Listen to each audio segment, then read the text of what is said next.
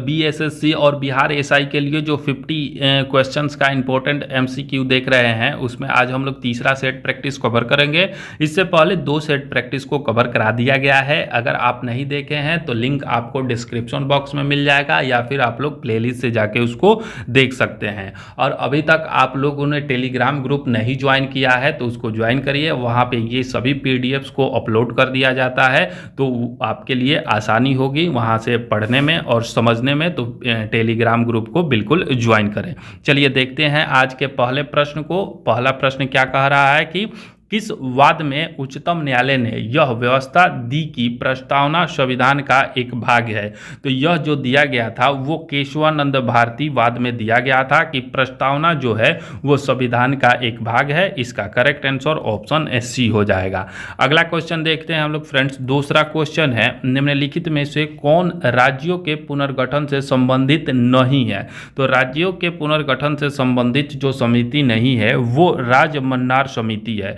ये राज्यों के पुनर्गठन से संबंधित नहीं है। इसका करेक्ट आंसर ऑप्शन C हो जाएगा। धर आयोग, JPV समिति और फजल अली आयोग जो है ये राज्य पुनर्गठन से संबंधित आयोग है, तो इसलिए इसका करेक्ट आंसर ऑप्शन C हो जाएगा। अगला क्वेश्चन देखते हैं फ्रेंड्स। नेक्स्ट जो क्वेश्चन है तीसरा, भारतीय संविधान के किस आधार पर अल्पसंख्यकों का निर्धारण किया गया है। तो भारतीय संविधान में अल्पसंख्यकों का जो निर्धारण है वो भाषाई एवं धार्मिक आधार पर किया गया है। ऑप्शन C इसका करेक्ट आंसर हो जाएगा। अगला क्वेश्चन देखते हैं फ्रेंड्स। नेक्स्ट जो क्वेश्चन है चौथा क्वेश्चन, संविधान की कार्यप्रणाली की समीक्षा के लिए 11 सदस्यीय आयोग के गठन के वर्ष और अध्यक्ष के सुमेलित युग्म की पहचान कीजिए। तो आइए इसको देखते हैं। इसका करेक्ट आंसर जो हो जाएगा वो हो जाएगा ऑप्शन A वर्ष 2000 और न्यायमूर्ति MN वेंकटचलैया के द्वारा यह संविधान की कार्यप्रणाली समीक्षा के लिए 11 सदस्यीय टीम का गठन किया गया था। इसका करेक्ट आंसर ऑप्शन A हो जाएगा। नेक्स्ट क्वेश्चन देखते हैं फ्रेंड्स। अगला जो क्वेश्चन है 5वां नंबर की 2011 की जनगणना के अनुसार भारत में लिंगानुपात एवं बाल लिंगानुपात के सही जोड़े का चयन कीजिए। तो 2011 की जनगणना के अनुसार भारत का जो लिंगानुपात है, लिंगानुपात ध्यान रखिएगा वो 943 है और बाल लिंगानुपात की बात करें तो वो 919 है। इसलिए इसका करेक्ट आंसर ऑप्शन A हो जाएगा। अगला क्वेश्चन जो है वो 6ठा नंबर, उपयोगिता का गणनावाचक सिद्धांत किसने दिया था।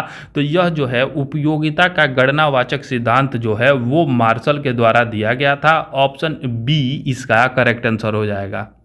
चलिए नेक्स्ट क्वेश्चन देखते हैं फ्रेंड्स। अगला जो क्वेश्चन है 7वां, कॉफ़ी की कीमत में वृद्धि से चाय के मांग पर क्या प्रभाव पड़ेगा। तो इसका करेक्ट आंसर जो हो जाएगा वो हो जाएगा ऑप्शन A बढ़ेगा। कॉफ़ी की कीमत अगर बढ़ेगी तो चाय के मांग को भी बढ़ेगा। इसका करेक्ट आंसर ऑप्शन A हो जाएगा। नेक्स्ट क्वेश्चन देखते हैं फ्रेंड्स। अगला जो क्वेश्चन है 8वां, भारतीय रिजर्व बैंक में छोटे किसानों के रूप में किसे परिभाषित किया गया है। तो भारतीय रिजर्व बैंक के द्वारा छोटे किसान वे होते हैं जो 1 हेक्टेयर से अधिक और 2 हेक्टेयर से कम की भूमि वाले किसान होते हैं। तो इसका करेक्ट आंसर ऑप्शन D हो जाएगा। अगला प्रश्न देखते हैं फ्रेंड्स। नेक्स्ट प्रश्न है 9वां, एक अंतरिक्ष यात्री पृथ्वी तल की तुलना में चंद्रमा पर अधिक ऊंची छलांग लगाता है क्योंकि चंद्रमा पर जो होता है वो गुरुत्वाकर्षण नहीं होता है। इसलिए इसका करेक्ट आंसर ऑप्शन C हो जाएगा। नेक्स्ट क्वेश्चन है 10वां, सर CV रमन को उनके किस कार्य के लिए नोबेल पुरस्कार मिला था। तो CV रमन को जो है वो प्रकाश के प्रकीर्णन के अध्ययन के लिए नोबेल पुरस्कार से सम्मानित किया गया था। इसका करेक्ट आंसर ऑप्शन B हो जाएगा। अगला प्रश्न देखते हैं फ्रेंड्स। अगला जो क्वेश्चन है 11 नंबर, रडार का उपयोग किस लिए किया जाता है। तो रडार जो है उसका उपयोग जहाजों, वायुयानों आदि को ढूंढने एवं मार्ग निर्देशन के लिए किया जाता है। ऑप्शन B इसका करेक्ट आंसर हो जाएगा। नेक्स्ट प्रश्न देखते हैं फ्रेंड्स। अगला जो क्वेश्चन है 12 नंबर, रेटिना पर कैसा प्रतिबिंब बनता है। इंपॉर्टेंट क्वेश्चन है, बार बार एग्जाम में पूछा जाता है। तो रेटिना पर जो प्रतिबिंब बनता है वो वस्तु से छोटा होता है और उल्टा होता है, इसको ध्यान रखिएगा। ऑप्शन डी इसका करेक्ट आंसर हो जाएगा। अगला प्रश्न है 13 नंबर, पानी के बूंद किसकी भांति प्रतीत होती है? तो पानी की बूंद जो है वो अवतल लेंस, इंपॉर्टेंट क्वेश्चन है, इसको भी ध्यान रखिएगा कि पानी की बूंद जो है वो अवतल लेंस के भांति प्रतीत होती है। ऑप्शन डी इसका करेक्ट आंसर हो जाएगा। अगला क्वेश्चन है 14 नंबर, मानव शरीर का प्रतिरोध गीला में किसके समतुल्य होगा? तो मानव शरीर का जो प्रतिरोध होता है वो 10 का पावर 6 ओम के बराबर होगा। ऑप्शन सी इसका करेक्ट आंसर हो जाएगा। नेक्स्ट प्रश्न देखते हैं फ्रेंड्स। अगला जो क्वेश्चन है 15 नंबर, इनमें से किस अम्ल का उपयोग फोटोग्राफी में होता है? तो फोटोग्राफी में जो उपयोग किया जाता है वो ऑक्जेलिक अम्ल का उपयोग किया जाता है। ऑप्शन बी इसका करेक्ट आंसर हो जाएगा। अगला क्वेश्चन देखते हैं फ्रेंड्स। नेक्स्ट क्वेश्चन है 16 नंबर, सोडियम वेपर लैंप का प्रयोग स्ट्रीट लाइट में किया जाता है क्योंकि ये पूछ रहा है कि सोडियम वेपर लैंप है, इसका प्रयोग स्ट्रीट लाइट में क्यों किया जाता है? तो यह किया जाता है प्रकाश मोनोक्रोमैटिक होता है एवं जल की बूंदों द्वारा अलग नहीं होता है, इसलिए इसका प्रयोग किया जाता है। ऑप्शन सी इसका करेक्ट आंसर होगा। नेक्स्ट क्वेश्चन है 17 नंबर, किस विटामिन को शरीर संचय नहीं करता है? तो विटामिन सी, इंपॉर्टेंट क्वेश्चन है, ध्यान रखिएगा कि विटामिन सी का जो संचय है वो शरीर में नहीं हो पाता है। इसका करेक्ट आंसर ऑप्शन सी हो जाएगा। नेक्स्ट क्वेश्चन है 18 नंबर, निम्न में से कौन सा युग्म गलत है? गलत युग्म की पहचान करना है तो यह जो है वो पोलियो बंदर से नहीं फैलता है। इसका करेक्ट आंसर ऑप्शन डी हो जाएगा। प्लेग जो है वो चूहा से फैलता है, रेबीज कुत्ता के काटने से फैलता है और टेप वार्म जो है वो सूअर से फैलता है, और पोलियो जो है वो बंदर से नहीं फैलता है, इसलिए इसका करेक्ट आंसर ऑप्शन डी हो जाएगा। नेक्स्ट क्वेश्चन है 19 नंबर, किसी दर्पण से आप चाहें कितनी दूरी पर खड़े हो आपका प्रतिबिंब सदैव सीधा प्रतीत होता है, संभवतः दर्पण कौन सा है? तो ये पूछ रहा है कि किस दर्पण में सदैव सीधा प्रतिबिंब बनता है? तो वो जो होता है समतल अथवा उत्तल, दोनों में से कोई भी दर्पण होगा तो सदैव जो है वो सीधा प्रतिबिंब बनेगा। इसका करेक्ट आंसर ऑप्शन डी हो जाएगा। अगला क्वेश्चन है 20 नंबर, खाना बनाते समय यदि बर्तन की तली बाहर से काली हो रही है तो इसका मतलब है कि ईंधन पूरी तरह से नहीं जल रहा है। इसका मतलब ये होगा कि अगर खाना बनाते समय बर्तन की तली जो बाहर से काली हो रही है तो इसका अर्थ है कि ईंधन पूरी तरह से नहीं जल रहा। ऑप्शन बी इसका करेक्ट आंसर हो जाएगा। अगला क्वेश्चन देखते हैं 21 क्वेश्चन है कि तंतु पस्थि फाइब्रस बोन संधि कहाँ पाई जाती है? तो फाइब्रस बोन संधि जो है वो पाई जाती है कपाल में, सर में पाई जाती है। ऑप्शन डी इसका करेक्ट आंसर हो जाएगा। नेक्स्ट क्वेश्चन देखते हैं फ्रेंड्स। अगला जो क्वेश्चन है 22, मानव शरीर का कौन सा अंग अल्जाइमर रोग से प्रभावित होता है? तो अल्जाइमर रोग जो है वो मस्तिष्क को प्रभावित करता है। ऑप्शन बी इसका करेक्ट आंसर हो जाएगा। अगला क्वेश्चन है फ्रेंड 23 नंबर, निम्न में से कौन सुमेलित नहीं है पूछ रहा है। एक तरफ पदार्थ दिया गया है और दूसरे तरफ उसका उपयोग दिया गया है। सिल्वर ब्रोमाइड कह रहा है, तो सिल्वर ब्रोमाइड का जो उपयोग है वो कृत्रिम प्रकाश संश्लेषण दिया है, तो यह गलत है। सिल्वर ब्रोमाइड का उपयोग कृत्रिम प्रकाश संश्लेषण में नहीं किया जाता है। इसका जो उपयोग है वो फोटोग्राफी फिल्म को साफ करने में किया जाता है। ध्यान रखिएगा कि फोटोग्राफी फिल्म को साफ करने में इसका उपयोग किया जाता है। दूसरा जो कह रहा है कि दूधिया मैग्नीशियम प्रति अम्ल, बिल्कुल सही है। लिथियम बाइकार्बोनेट तो गठिया का उपचार करने में किया जाता है, ये भी बिल्कुल सही है। सिल्वर आयोडाइड जो है वो कृत्रिम वर्षा होता है, तो ये भी बिल्कुल सही है, इसलिए इसका करेक्ट आंसर ऑप्शन ए हो जाएगा। अगला क्वेश्चन देखते हैं फ्रेंड्स। नेक्स्ट क्वेश्चन है 24, इनमें से कौन विद्युत चुंबकीय तरंग का उदाहरण नहीं है पूछ रहा है। तो इसका करेक्ट आंसर जो हो जाएगा पाराध्वनिक किरणें जो होती है वो विद्युत चुंबकीय तरंग नहीं होती है। ऑप्शन डी इसका करेक्ट आंसर हो जाएगा। एक्स किरणें, पाराबैंगनी किरणें और गामा किरणें जो होती है ये विद्युत चुंबकीय तरंगें होती है, जबकि पाराध्वनिक किरणें विद्युत चुंबकीय तरंगें नहीं होती है। नेक्स्ट क्वेश्चन देखते हैं 25 नंबर। समुद्री वातावरण में मुख्यतः प्राथमिक उत्पाद क्या होते हैं? तो समुद्री वातावरण में प्राथमिक उत्पाद की बात करें तो फाइटोप्लैंक्टस जो होते हैं वो समुद्री उत्पाद के प्रमुख प्राथमिक उत्पाद होते हैं। ऑप्शन ए इसका करेक्ट आंसर हो जाएगा। नेक्स्ट क्वेश्चन देखते हैं फ्रेंड्स। अगला जो क्वेश्चन है 26, मास्टर ऑफ गॉड्स किस ग्रह को कहा जाता है? तो मास्टर ऑफ गॉड जो है वो बृहस्पति ग्रह को कहा जाता है। ऑप्शन बी इसका करेक्ट आंसर हो जाएगा। नेक्स्ट क्वेश्चन है 27, मंदाकिनी एवं अलकनंदा के संगम पर स्थित नगर कौन सा है? तो मंदाकिनी और अलकनंदा के संगम पर रुद्रप्रयाग स्थित है। ऑप्शन सी इसका करेक्ट आंसर हो जाएगा। इसको एक और तरीका से ये क्वेश्चन पूछता है कि मंदाकिनी और अलकनंदा जो है वो कहाँ मिलती है? तो यह रुद्रप्रयाग में मिलती है, तो इसको भी ध्यान में रखना है। नेक्स्ट प्रश्न देखते हैं फ्रेंड्स। अगला जो प्रश्न है 28, भारत में सर्वाधिक भूभाग में किस प्रकार की मिट्टी पाई जाती है? तो भारत में सर्वाधिक जो पाई जाने वाली मिट्टी है वो जलोढ़ मिट्टी पाई जाती है। ऑप्शन बी इसका करेक्ट आंसर हो जाएगा। नेक्स्ट प्रश्न है 29, इनमें से कौन सा प्लेट एशिया प्रशांत महासागर प्लेट के बीच स्थित है? तो यह जो है वो फिलीपीन प्लेट जो है वो एशिया एवं प्रशांत महासागरीय प्लेट के बीच स्थित है। इसका करेक्ट आंसर ऑप्शन सी हो जाएगा।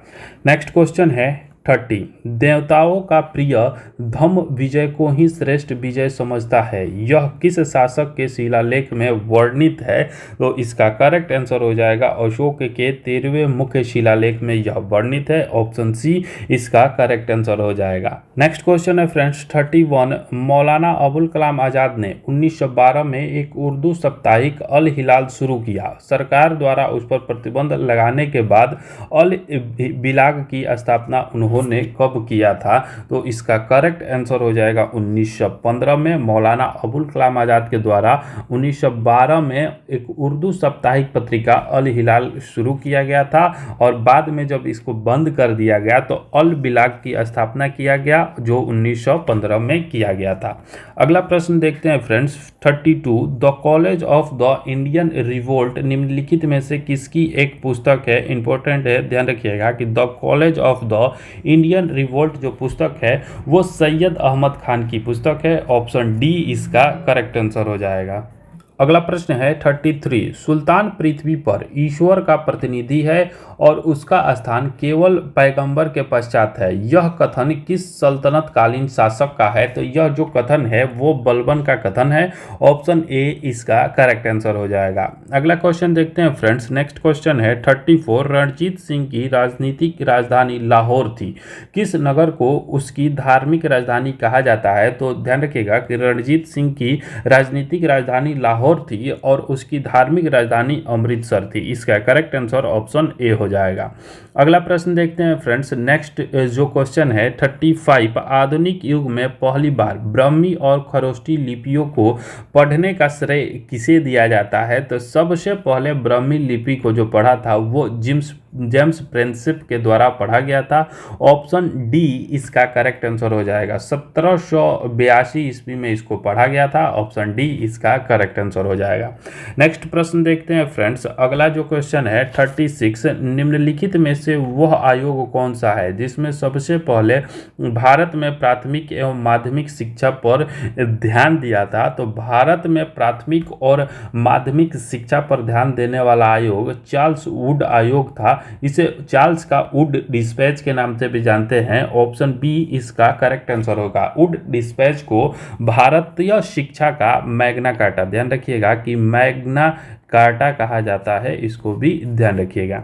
अगला प्रश्न देखते हैं फ्रेंड्स। नेक्स्ट जो क्वेश्चन है 37, 19वीं शताब्दी में सबसे पहले शुरू किया जाने वाला सुधार आंदोलन निम्नलिखित में से कौन सा था? तो 19वीं शताब्दी में सर्वप्रथम ब्रह्म समाज की स्थापना किया गया था। वर्ष 1928 में इसकी स्थापना किया गया था।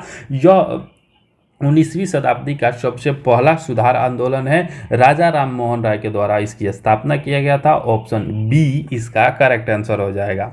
नेक्स्ट क्वेश्चन है 38। औपनिवेशिक भारत में भारतीय विधवाओं के लिए शारदा सदन स्कूल की स्थापना किसके द्वारा किया गया था? तो शारदा सदन की हम लोग बात करें तो इसकी स्थापना पंडित रमाबाई के द्वारा किया गया था। ऑप्शन बी इसका करेक्ट आंसर हो जाएगा।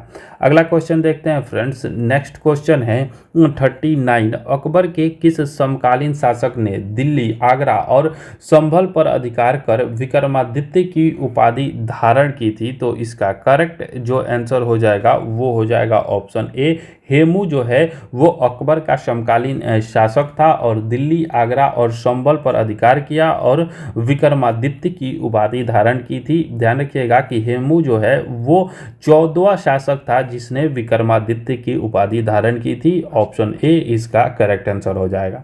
अगला प्रश्न है 40। कह रहा है कि 1916 ईस्वी में किस भारतीय गर्मपंथी ने कहा था कि कांग्रेस लॉर्ड डफरिन की दिमाग की उपज है? तो यह जो कथन है वो लाला लाजपत राय के द्वारा कहा गया था। ऑप्शन डी इसका करेक्ट आंसर हो जाएगा। नेक्स्ट क्वेश्चन है 41। पत्रकारिता के लिए ब्रिटिश सरकार द्वारा सजा पाने वाले पहले भारतीय कौन थे? इंपॉर्टेंट क्वेश्चन है। पत्रकारिता के लिए पहले भारतीय जिनको सजा दी गई थी वो सुरेंद्र नाथ बनर्जी थे। ऑप्शन ए इसका करेक्ट आंसर हो जाएगा। नेक्स्ट क्वेश्चन है 42। बंगाल की निम्नलिखित घटनाओं को क्रमवार सजाएं। तो आइए देखते हैं। सबसे पहले दे रहा है सिराजुद्दौला का नवाब बनना। तो सिराजुद्दौला जो है वो 1756 ईस्वी में बंगाल का नवाब बना था। दूसरा जो दे रहा है वो कह रहा है कि अली नगर की संधि। तो अली नगर की संधि की हम लोग बात करें तो यह जो है 9 फरवरी, ध्यान रखिएगा कि 9 फरवरी 1957 को अलीनगर की संधि हुई थी। ब्लैक होल ट्रेजेडी की हम लोग बात करें तो ब्लैक होल ट्रेजेडी जो हुआ था वो हुआ था 20 जून। ध्यान रखिएगा कि 20 जून 1756 को ब्लैक होल ट्रेजेडी हुई थी। नेक्स्ट चौथा जो है प्लासी का युद्ध। प्लासी की युद्ध की हम लोग बात करें तो यह जो हुआ था वो 23 जून, ध्यान रखिएगा कि 23 जून 1757 को प्लासी का युद्ध हुआ था। तो इसमें हम लोग सबसे पहले देखें तो सबसे पहले आ जाएगा सिराजुद्दौला का नवाब बनना। उसके बाद से जो इसमें आ जाएगा ब्लैक होल की घटना आ जाएगा, 20 जून 1756 को हुआ था। उसके बाद से इसमें अलीनगर की संधि 9 फरवरी 1757 को हुआ था। ध्यान रखिएगा 1757 को हुआ था, तो ये तीसरे नंबर पर आ जाएगा। और चौथा जो है वो प्लासी का युद्ध हुआ था सबसे अंतिम में। तो इसका करेक्ट आंसर हो जाएगा 1, 3, 2, 4। ऑप्शन सी इसका करेक्ट आंसर हो जाएगा। नेक्स्ट जो क्वेश्चन है 43। ऋग्वेद में सर्वाधिक चर्चा किस जानवर का मिलता है? तो ऋग्वेद में सर्वाधिक चर्चा जो है वो घोड़ा का किया गया है। ऑप्शन बी इसका करेक्ट आंसर हो जाएगा। अगला क्वेश्चन देखते हैं 44। महावीर स्वामी ने जैन धर्म के पूर्व 4 व्रतों में किस एक व्रत को जोड़ा था? तो यह ब्रह्मचर्य को जोड़ा गया था। ऑप्शन बी इसका करेक्ट आंसर हो जाएगा। नेक्स्ट क्वेश्चन देखते हैं फ्रेंड्स। अगला क्वेश्चन है 45। पाली ग्रंथों के अनुसार गौतम बुद्ध के काल में गांव के कितने भेद बताए गए हैं? तो पाली ग्रंथों के अनुसार गौतम बुद्ध के काल में गांवों की जो भेद बताए गए हैं प्रकार, वो 3 प्रकार के गांव होते थे। ऑप्शन ए इसका करेक्ट आंसर हो जाएगा। नेक्स्ट क्वेश्चन देखते हैं फ्रेंड्स। अगला क्वेश्चन है 46। उत्तर वैदिक काल में किन 2 कबीलों के एक होने से कुरु कबीला बना था? तो कुरु कबीला जो है वो भरत और पुरु के मिलने से कुरु कबीला बना था। ऑप्शन ए इसका करेक्ट आंसर हो जाएगा। नेक्स्ट क्वेश्चन देखते हैं 47। निम्नलिखित कालक्रम घटनाओं को सही क्रम में सजाइए। तो आइए इसको देखते हैं। ऑप्शन ए कह रहा है कि नमक सत्याग्रह, तो यह वर्ष 1930 में हुआ था। दूसरा कह रहा है कि मुस्लिम लीग की स्थापना, तो मुस्लिम लीग की स्थापना की हम लोग बात करें तो यह वर्ष 1906 में हुआ था।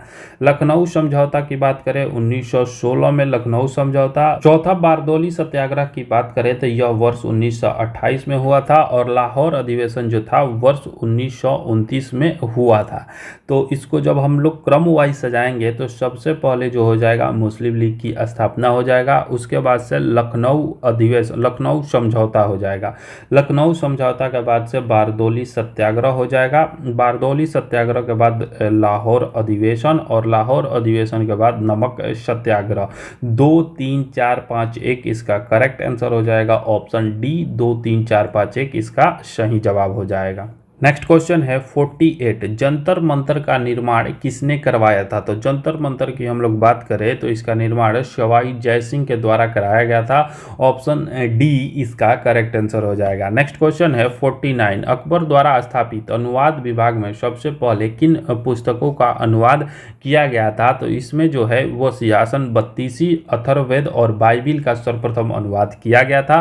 ऑप्शन ए इसका करेक्ट आंसर हो जाएगा। अकबर द्वारा स्थापित अनुवाद विभाग का जो अध्यक्ष था, जिसकी देखरेख में अनुवाद विभाग का स्थापना किया गया था, वो फैजी था। इसको भी आप लोग ध्यान रखिएगा, इसी की अध्यक्षता में अनुवाद विभाग की स्थापना किया गया था। नेक्स्ट और आखिरी क्वेश्चन है 50, पालों के समय बौद्ध धर्म की किस शाखा का विशेष विकास हुआ था? तो पालों के समय में बौद्ध धर्म की वज्रयान शाखा का विशेष विकास हुआ। ऑप्शन ए इसका करेक्ट आंसर हो जाएगा। तो साथियों, यहाँ 50 क्वेश्चंस का जो सेट था वो समाप्त हुआ। हमारे चैनल पर अगर नए हैं तो चैनल को लाइक करें, शेयर करें और सब्सक्राइब करें, और टेलीग्राम ग्रुप जरूर ज्वाइन करें। ये सारे पीडीएफ वहीं पे सेंड कर दिए जाते हैं, तो टेलीग्राम ग्रुप जरूर ज्वाइन करें, जिसका लिंक आपको डिस्क्रिप्शन बॉक्स में मिल जाएगा। Thanks for watching this video. चलिए, धन्यवाद, थैंक यू।